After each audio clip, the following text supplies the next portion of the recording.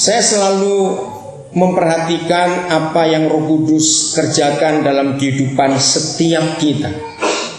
Saya belajar untuk mengizinkan Tuhan ada di setiap waktu, kesempatan, kejadian, peristiwa yang saya alami dalam hidup ini, baik pribadi maupun bersama dengan istri. Kenapa saudara? Karena Tuhan yang kita panggil Immanuel. Perhatikan ini, Yesus yang dipanggil Immanuel, Dia selalu ada pada setiap saat dalam kehidupan kita. Amin.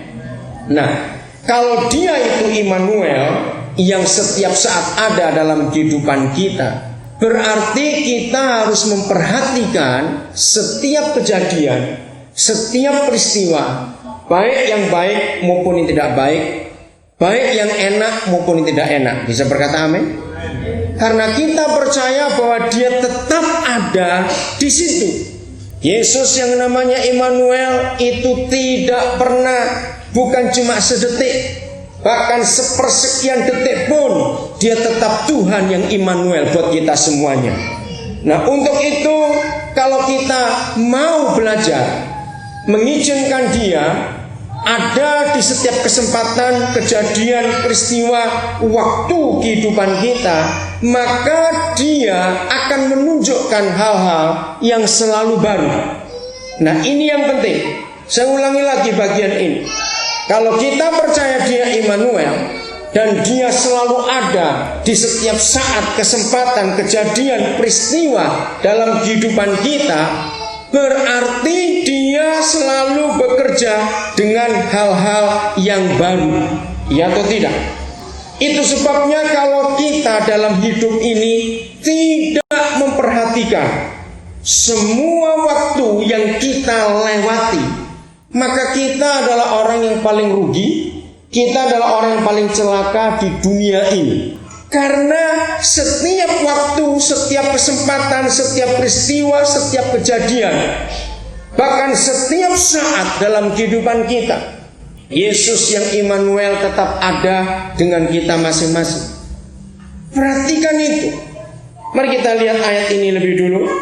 Efesus pasal yang kelima, ayat yang ke-15. Kita lihat ayat ini. Apa yang Tuhan katakan buat kita semuanya? Karena itu kita suruh apa? Perhatikanlah dengan bagaimana saksama.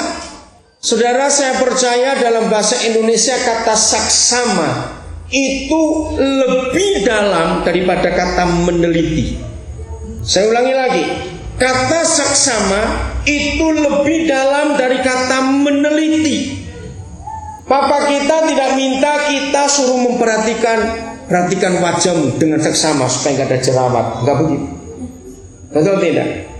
Dia gak suruh kita memperhatikan apa kita, tidak.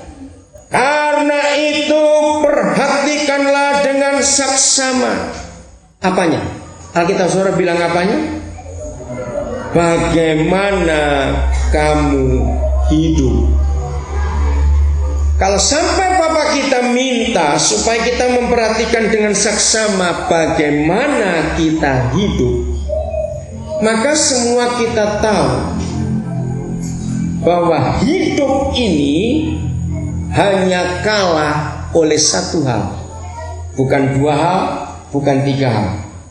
Perhatikan, hidup ini hanya kalah oleh satu hal.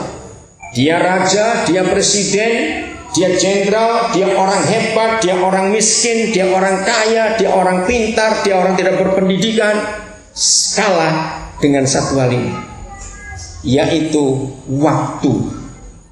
Betul tidak? Semua orang di dunia akan kalah dengan waktu. Maka itu kalau Tuhan berkata kepada kita, perhatikanlah dengan saksama bagaimana kamu hidup, itu berarti Dia ingin supaya waktu itu jadi bagian yang utama dalam kehidupan kita. Akhir-akhir ini Roh Kudus mengajar saya dengan waktu ini. Saya kagum sekali. Dan ini sungguh luar biasa. Mari hari ini kita teliti dengan baik. Mengapa tidak ada satupun pasal, apalagi tidak ada satupun ayat, apalagi pasal dalam Alkitab ini yang berbicara bagaimana cara kita mendapatkan uang? Aneh bukan? Alkitab tidak ada satupun ayat, apalagi satu pasal yang mengajarkan kepada kita bagaimana kita mendapatkan uang. Betul tidak, saudara? Nah, kalau Alkitab sendiri tidak pernah mengajarkan, memberitahukan bagaimana kita dapatkan uang, berarti salah kalau kita sibuk untuk mendapatkan uang. Oh, enggak, amin? Betul tidak? Karena Alkitab tidak menyuruh itu. Cari sampai robek Alkitab, saudara. Ternyata ini bukan cuma untuk kita, tapi untuk semua orang di dunia. Saudara, orang yang punya banyak uang sekalipun, kalau dia nggak pernah bisa menggunakan waktu hidupnya, uangnya bisa berarti tidak? Cepat jawab, uangnya bisa berarti tidak? Tidak.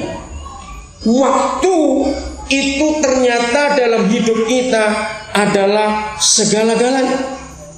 Lalu kalimat berikut, Mazmur 15, janganlah hidup seperti orang apa? Orang bebal, dablek bahasa Jawanya. Orang yang tidak mau mengerti akan arti hidup.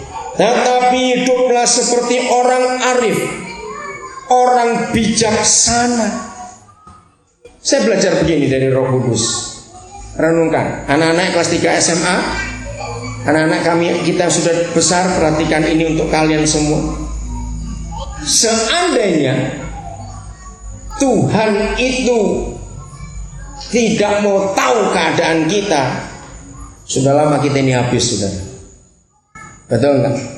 Betapa kurang ajarnya kita, betapa semaunya kita.